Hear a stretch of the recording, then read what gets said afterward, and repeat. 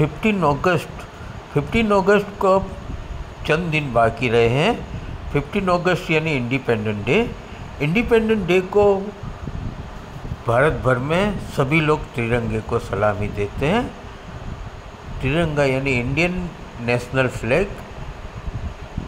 ज़्यादातर लोगों को इंडियन नेशनल फ्लैग के बारे में, किसने डिज़ाइन बनाई थी, कैसी कमेटियाँ उस ज़माने में होती थी, क्या होता था, उसके बारे में कोई पता ही नहीं है।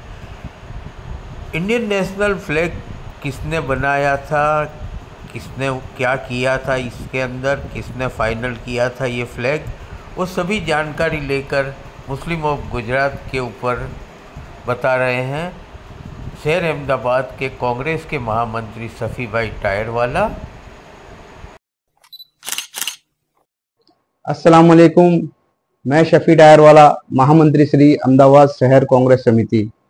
दोस्तों, सब में पहले मैं शुक्रिया अदा करना चाहूँगा मुस्लिम ऑफ गुजरात चैनल के एडिटर जनाब जावेद भाई रजा साहब का, जिन्होंने मुझे आज नेशनल फ्लैग के इतिहास के बारे में बात करने के लिए अपनी चैनल पर इनवाइट किया है।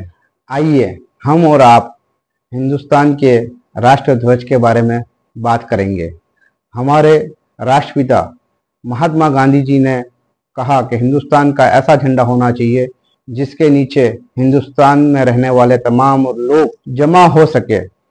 उस वक्त महात्मा गांधी जी ने आंध्र प्रदेश के पिंगाली वेंकैया जी को कहा कि आप एक ऐसा झंडा तैयार करो जिसमें हरा और लाल और बीच में चरखा हो।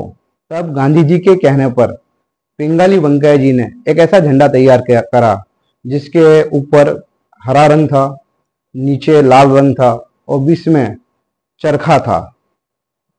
लेकिन गांधी जी को ये झंडा बिल्कुल पसंद नहीं आया। उन्होंने पिंगाली वेंकैया जी को कहा कि आप इस झंडे में एक और कलर शामिल कर दो और वो कलर होना चाहिए सफ़ेद।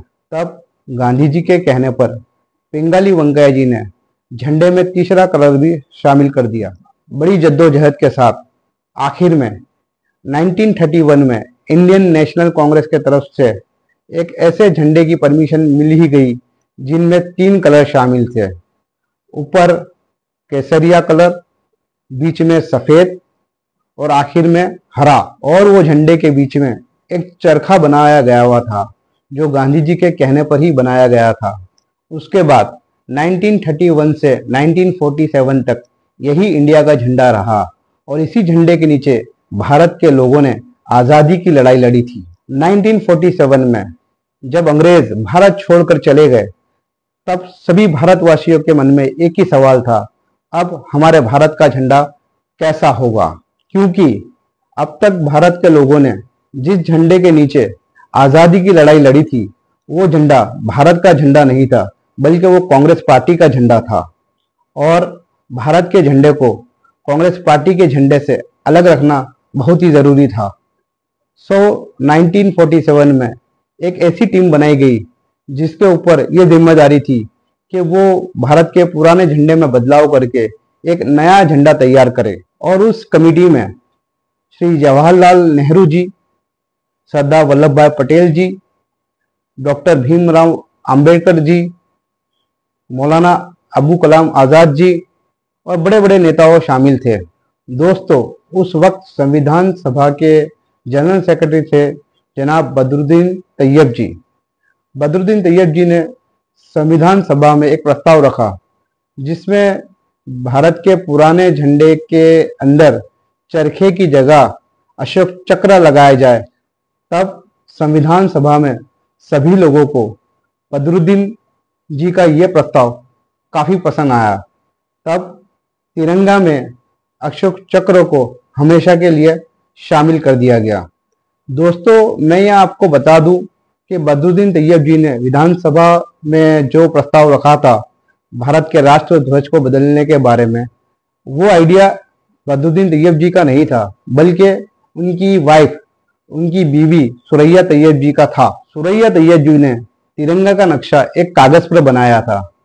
तब उन्होंने तिरंगे में से चरखे को निकालकर अशोक चक्र को शामिल कर दिया और उसी कागज पर बना हुआ नक्शे को बदरुद्दीन तैयब जी ने संविधान सभा में पेश किया था और वो नक्शे को देखकर सभी लोग बहुत ही खुश हुए और उसी प्रस्ताव को उसी वक्त स्वीकार लिया गया। और आज तक हमारे भारत देश का झंडा उसी डिजाइन के साथ बना हुआ है और बड़े शान से आज तक लहरा रहा है। दोस्तों, हमारे राष्ट्र ध्वज में 3 कलर है। सब में ऊपर सैफ्रॉन जो हिम्मत और बलिदान का प्रतीक है, बीच में सफेद जो शांति और सत्य का प्रतीक है, आखिर में ग्रीन कलर सुख समृद्धि का प्रतीक है और यहाँ अशोक चक्र एकता, धर्म चक्र, समय चक्र का प्रतीक है। दोस्तों, हम सभी जानते हैं हमारा भारत देश 15 अगस्त 1947 में आज़ाद हुआ। इस देश के पहले प्रधानमंत्री पंडित जवाहरलाल नेहरू जी थे।